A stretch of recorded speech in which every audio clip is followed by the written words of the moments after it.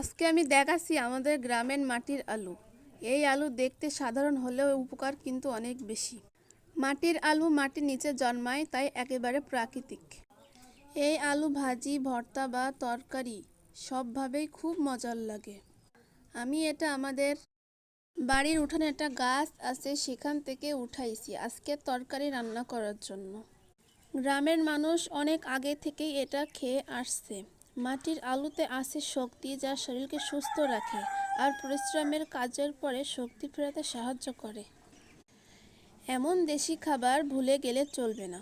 আপনাদের এলাকায় কি মাটির আলু পাওয়া যায়? অবশ্যই আমাকে কমেন্ট করে জানাবেন। আমার ভিডিওটা যদি ভালো লাগে অবশ্যই আমার চ্যানেলটা সাবস্ক্রাইব করবেন।